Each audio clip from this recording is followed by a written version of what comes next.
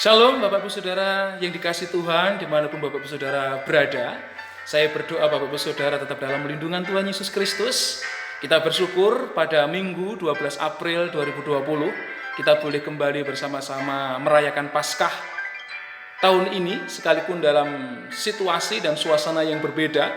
Kita tidak boleh berjumpa secara langsung, tetapi kita hanya boleh menggunakan media seperti sekarang ini. Tetapi tidak mengurangi rasa sukacita kita untuk kita bersama-sama merayakan Paskah kita. Puji nama Tuhan, sebelum saya menyampaikan pesan Paskah, izinkan saya menyampaikan selamat Paskah kepada jemaat yang dikasihi Tuhan dimanapun jemaat Tuhan berada, baik jemaat Gereja Bethel Tabernakel Sola Gratia Seimanggaris, kepada jemaat Gereja Immanuel PT Duta Tambang Rekayasa atau PT Medco Energi Mining Setsebakis, dan kepada jemaat Gereja Ora et Labora PT Pipit Mutiara Raya Setsebakis yang dikasihi Tuhan. Biarlah Paskah tahun ini tetap menjadi Paskah yang berkenan kepada Tuhan, Paskah yang boleh membangun iman dan percaya kita semakin dekat dengan Tuhan dan semakin mengandalkan Tuhan dalam kehidupan kita. Dan Tuhan senantiasa memberkati kita sekalian dalam berkat-berkat Paskah yang Tuhan berikan kepada kita. PGI dan KWI pada tahun 2020 ini mengambil tema Paskah, yaitu kebangkitan Kristus membawa harapan baru, yang terambil dalam Lukas pasal 24 ayat 5 sampai dengan yang ke-6. Tetapi subtema kita yang kita ambil untuk kita Gereja Tuhan yang ada di Simanggaris dan Sebakis, yaitu harapan di dalam Tuhan yang tidak mengecewakan. Sekali lagi, subtema kita pada tahun ini yaitu harapan di dalam Tuhan yang tidak mengecewakan, yang akan bersama-sama kita ambil di dalam Roma pasal 8 ayat 14 sampai dengan yang ke-17. Saya akan membacakannya untuk Bapak Ibu Saudara semua. Roma pasal 8 ayat 14 sampai dengan yang ke-17. Firman Tuhan berbunyi demikian. Semua orang yang dipimpin Roh Allah adalah anak Allah. Sebab kamu tidak menerima roh perbudakan yang membuat kamu menjadi takut lagi, tetapi kamu telah menerima roh yang menjadikan kamu anak Allah. Oleh roh itu kita berseru, ya Aba, ya Bapa. Roh itu bersaksi bersama-sama dengan roh kita bahwa kita adalah anak-anak Allah. Dan jika kita adalah anak, maka kita juga adalah ahli waris. Maksudnya orang-orang yang berhak menerima janji-janji Allah, yang akan menerimanya bersama-sama dengan Kristus, yaitu jika kita menderita bersama-sama dengan Dia, supaya kita juga dipermuliakan bersama-sama dengan Dia. Amin, firman Tuhan. Kita pasti pernah mendengar istilah PHP atau pemberi harapan palsu. Harapan palsu adalah hal yang biasa terjadi karena memang dunia di bawah dosa banyak memberikan harapan-harapan palsu kepada manusia. Adam dan Hawa pernah jatuh ke dalam dosa juga karena sebuah harapan palsu yang ditawarkan iblis kepada mereka. Ular menawarkan hidup yang lebih baik untuk menjadi sama seperti Allah kepada Hawa dengan memutarbalikkan firman-Nya. Dalam hal ini kelemahan manusia adalah mudah tergoda. Hawa tergoda iblis yang menggodanya, Adam tergoda oleh Hawa istrinya. Keadaan mudah tergoda ini adalah bukti bila manusia ini sangat labil dalam hal perasaan, sehingga perasaan sering digunakan iblis untuk menipu manusia, sehingga jatuh ke dalam dosa. Karena itu Bapak Ibu Saudara yang dikasihi Tuhan, kita harus berhati-hati dengan perasaan kita. Dan kita jangan suka main perasaan, karena perasaan kita lebih sering menipu kita. Harapan palsu itu biasa datang bukan dengan janji yang menakutkan, tetapi dengan janji yang sangat indah dan dapat membuat manusia itu jatuh untuk tergoda terhadap bujuk rayuannya.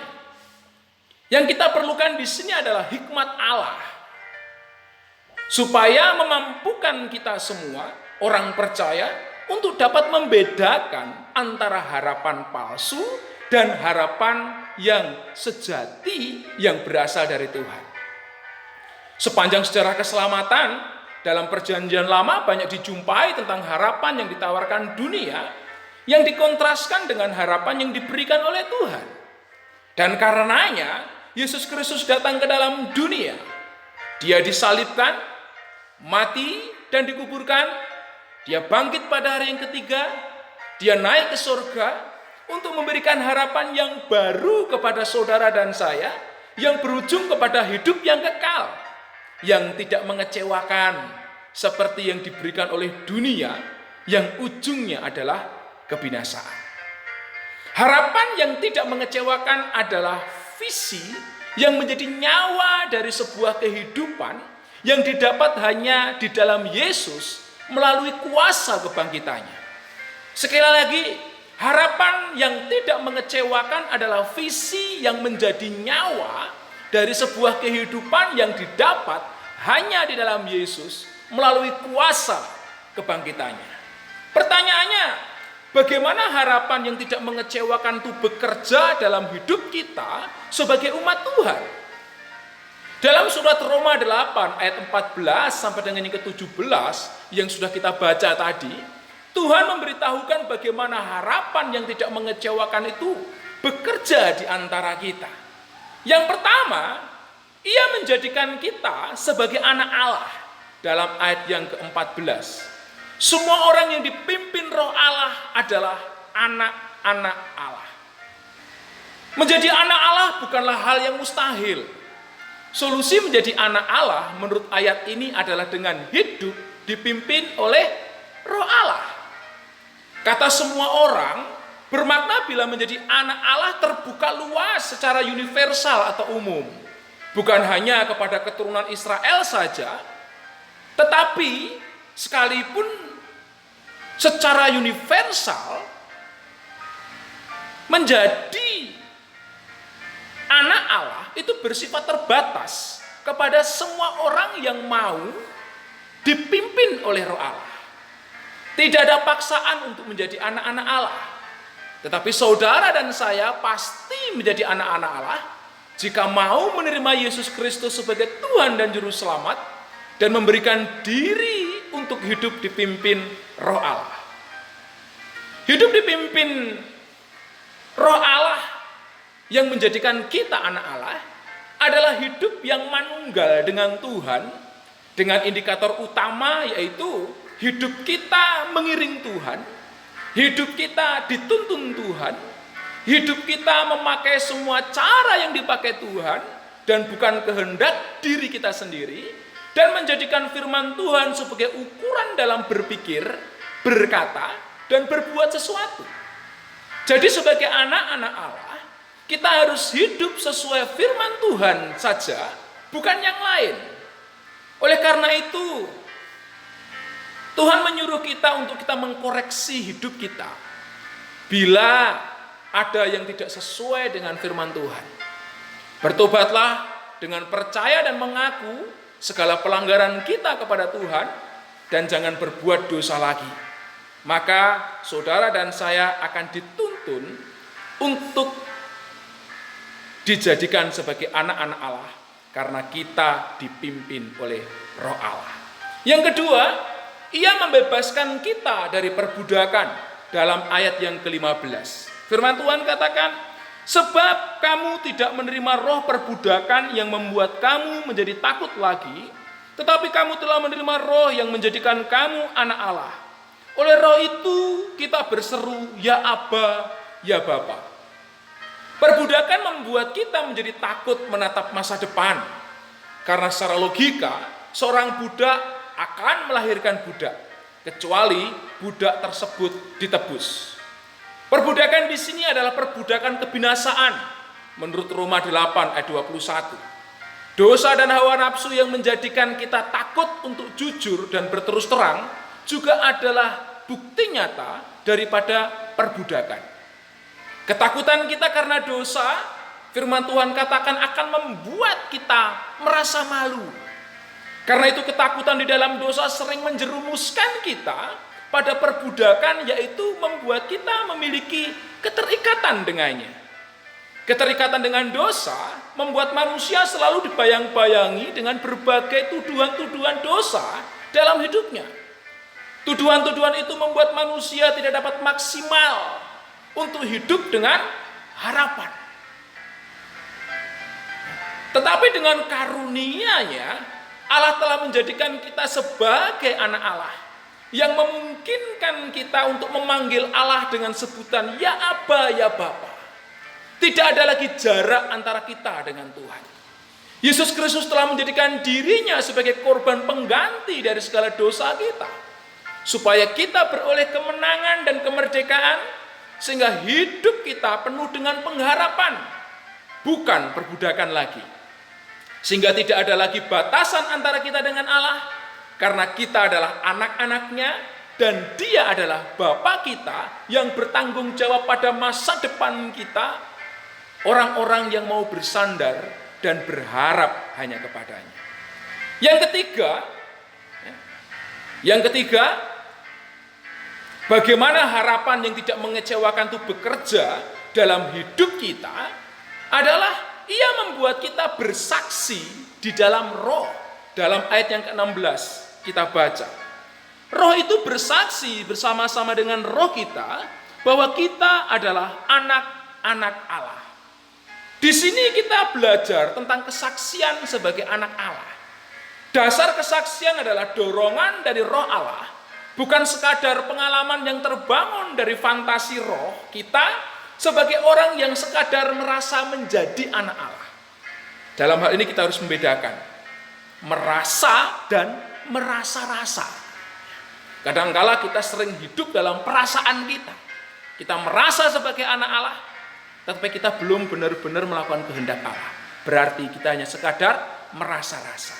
Oleh karena itu kita harus belajar untuk membangun kesaksian dari dorongan roh Allah, bukan dari fantasi kita. Roh kita perlu bersama-sama dengan roh Allah untuk saling mendukung dalam bersaksi.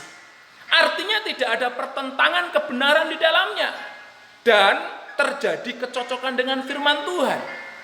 Jika ada kesaksian yang bertentangan dengan kebenaran firman Tuhan, maka dipastikan bila kesaksian itu mungkin hanya sebuah fantasi dari imajinasi liar manusia yang dikuasai daging. Dan hal ini perlu bertobat. Karena kesaksian Kristen adalah kesaksian yang dibangun berdasarkan pengalamannya dalam hidup yang dipimpin oleh roh Allah, yang dapat diukur kebenarannya dengan firman Allah dan tidak ada pertentangan di dalamnya. Yang terakhir, yang keempat, terkait tentang bagaimana harapan yang tidak mengecewakan itu bekerja di dalam hidup kita. Firman Tuhan katakan dalam ayat yang ke-17, Ia menjadikan kita ahli waris.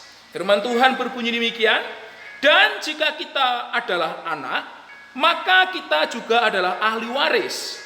Maksudnya orang-orang yang berhak menerima janji-janji Allah, yang akan menerimanya bersama-sama dengan Kristus, yaitu jika kita menderita bersama-sama dengan Dia, supaya kita juga dipermuliakan bersama-sama dengan Dia. Amin, firman Tuhan. Menjadi anak Allah menjadikan kita secara otomatis ahli waris di dalam Allah. Warisan kita adalah semua dan segala janji-janji Allah yang akan kita terima di dalam Tuhan Yesus Kristus. Pertanyaannya, warisan apa saja yang kita terima bersama-sama dan di dalam Tuhan itu? Setidaknya dua warisan yang Tuhan berikan kepada kita. Warisan yang pertama adalah warisan untuk menderita bersama-sama dengan Kristus. Ayat tadi mengajarkan kepada kita bahwa jika kita adalah anak, maka kita juga adalah ahli waris. Maksudnya orang-orang yang berhak menerima janji-janji Allah, yang akan menerimanya bersama-sama dengan Kristus, yaitu jika kita menderita bersama-sama dengan Dia. Kata menderita bersama-sama dengan Dia atau bersama-sama dengan Kristus di sini berbicara tentang bagaimana saudara dan saya pikul salib dan ujian iman.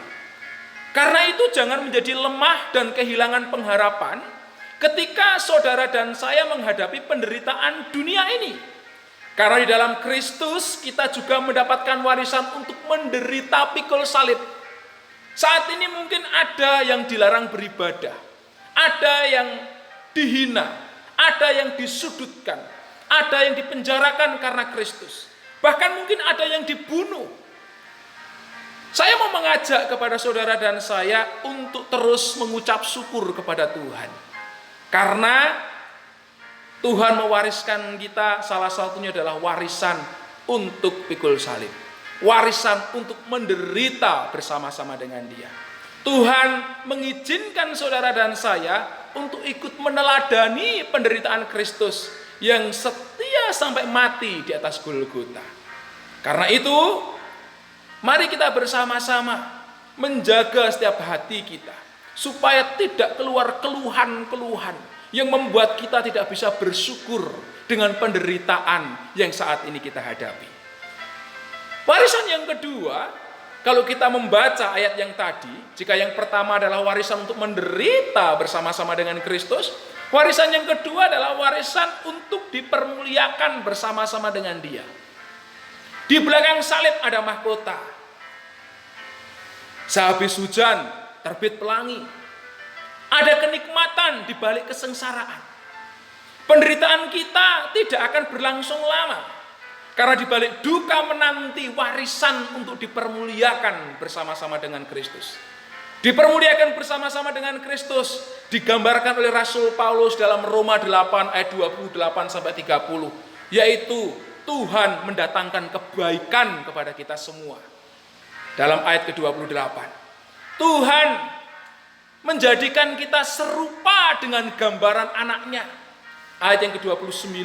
Ingat, kita diciptakan Tuhan surga dengan gambar dan rupa Allah. Imago Dei. Tetapi karena dosa gambar telah rusak. Tetapi ada pengharapan bahwa di dalam Tuhan Yesus Kristus, Tuhan kemudian menjadikan kita serupa dengan gambaran anaknya. Ya. Kemudian dipermuliakan bersama dengan Kristus yang ketiga, yaitu menjadi orang yang dibenarkan untuk dimuliakan di surga. Roma 8 ayat yang ke-30. Karena itu ketika kita tahu bahwa warisan dipermuliakan bersama-sama dengan Dia, itu pasti terjadi bagi kita. Jangan sampai kita menjadi orang yang tidak setia kepada Tuhan. Setialah sampai akhir. Sekalipun kita harus menghadapi berbagai macam ujian pencobaan. Karena Tuhan sudah menyediakan kepada saudara dan saya hari depan yang penuh dengan harapan. Kesimpulan dari renungan kita, renungan Paskah hari ini, yang pertama, harapan yang tidak mengecewakan adalah menjadi anak-anak Allah. Yang kedua, harapan yang tidak mengecewakan adalah terbebas dari perbudakan dosa.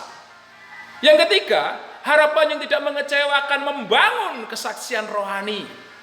Dan yang keempat, harapan yang tidak mengecewakan siap menerima warisan dari Allah untuk setia pikul salib dan untuk dipermuliakan bersama-sama dengan Kristus. Marilah momentum Paskah ini kita mengambil keputusan untuk hidup dipimpin Roh Allah. Bertobat dari segala perbudakan dosa yang mengikat kita dengan datang kepada Tuhan. Bangun kesaksian yang membangun dengan hidup di dalam pimpinan Roh Allah. Dan nikmatilah segala warisan Allah dengan ucapan syukur. Baik warisan untuk menderita bersama Kristus, supaya kita dipermuliakan bersama-sama dengan Dia. Tuhan Yesus memberkati kita sekalian. Selamat Paskah tahun 2020. Amin, firman Tuhan.